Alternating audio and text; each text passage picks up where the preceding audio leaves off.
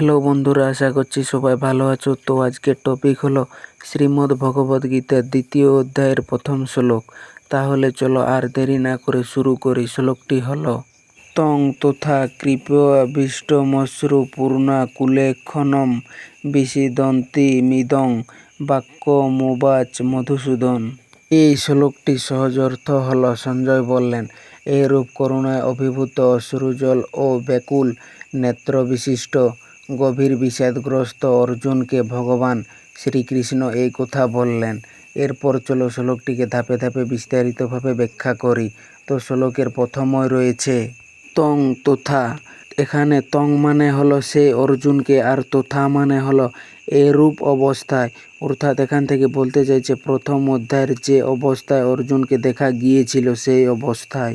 শ্লোকের এরপর রয়েছে কৃপয়া বিশিষ্টম। এখানে কৃপয়া মানে হলো করুণা বা দয়া, আর আবিষ্টম মানে হলো আচ্ছন্ন, পরিপূর্ণভাবে আবৃত। অর্থাৎ এখান থেকে বলতে চাইছে অর্জুন করুণায় সম্পূর্ণভাবে আচ্ছন্ন হয়ে গিয়েছিলেন। শ্লোকের এরপর রয়েছে অশ্রুপূর্ণা কুলেক্ষণম। এখানে অশ্রু মানে হলো চোখের জল, আর পূর্ণ মানে হলো ভরা, আর আকুল মানে হলো ব্যাকুলতা, আর ইক্ষণম মানে হলো চক্ষু বা দৃষ্টি। অর্থাৎ এখান থেকে বলতে চাইছে অর্জুনের চোখ অশ্রুতে ভরে গিয়েছিল এবং তার দৃষ্টি ব্যাকুল হয়ে উঠেছিল। শ্লোকের এরপর রয়েছে বিষিদন্তম। এখানে বিষিদন্তম মানে হলো শোকে নিমজ্জিত ও অত্যন্ত দুঃখিত। অর্থাৎ এখান থেকে বলতে চাইছে অর্জুন সম্পূর্ণরূপে হতাশ ও বিষণ্ণ হয়ে পড়েছিলেন। শ্লোকের এরপর রয়েছে ইদং বাক্যম উবাচ। এখানে ইদং মানে হলো আর বাক্যম মানে হলো কথা, আর উবাচ মানে হলো বললেন। অর্থাৎ এখান থেকে বলতে চাইছে এই অবস্থায় শ্রীকৃষ্ণ অর্জুনকে উপদেশ দিতে শুরু করলেন। শ্লোকের সবশেষে রয়েছে মধুসূদন। মধুসূদন হলো ভগবান শ্রীকৃষ্ণের একটি নাম। এর অর্থ যিনি মধু নামক অসুরকে বধ করেছিলেন। এই পুরো শ্লোকটির মূল ভাবটি হলো অর্জুন যুদ্ধক্ষেত্রে আত্মীয় স্বজনদের দেখে এতটাই দুঃখিত ও করুণায় অভিভূত হয়েছিলেন যে তার চোখে জল এসে গিয়েছিল এবং তিনি সম্পূর্ণভাবে হতাশ হয়ে পড়েছিলেন। এই অবস্থায় ভগবান শ্রীকৃষ্ণ তাকে জ্ঞান প্রদান করার জন্য কথা বলা শুরু করেন। শ্লোকটিকে যদি দেখি কোথায় দাঁড়িয়ে আছে, তাহলে ধরুন প্রথম অধ্যায়ের শেষ দৃশ্য ছিল অর্জুন ধনুক ছেড়ে রথে বসে পড়েছেন, তিনি শোকে বিহ্বল ছিলেন।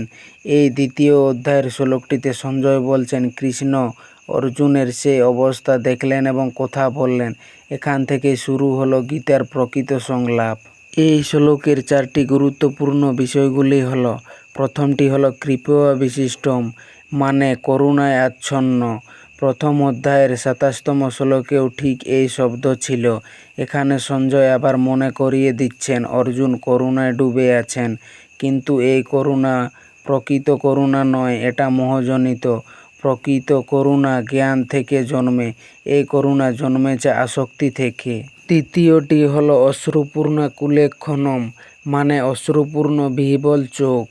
অর্জুনের চোখে জলে ভরা বিহ্বল এই একটি চিত্রে সমগ্র অর্জুনের অবস্থা স্পষ্ট হয়ে যায়। রণক্ষেত্রে পৃথিবীর সেরা বীরের চোখে জল, এটাই প্রথম অধ্যায়ের সবচেয়ে মানবিক ও হৃদয়গ্রাহী দৃশ্য। তৃতীয়টি হলো বিষিদন্তম মানে বিষাদগ্রস্ত। সঞ্জয় তৃতীয়বারের মতো অর্জুনের বিষাদের কথা বললেন। এই পুনরাবৃত্তি ইচ্ছাকৃত। এটা দেখাচ্ছে যে অর্জুনের বিষাদ কতটা গভীর ও সত্যিকারের।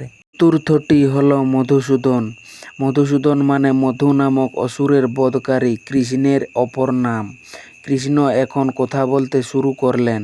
এই মুহূর্তটি গীতার ইতিহাসে সবচেয়ে গুরুত্বপূর্ণ মুহূর্তগুলোর একটি।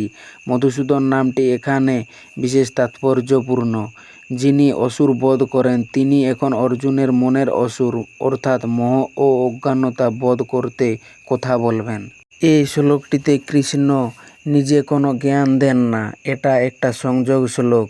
প্রথম অধ্যায়ের বিষাদ এবং দ্বিতীয় অধ্যায়ের জ্ঞানের মধ্যে একটা সেতু।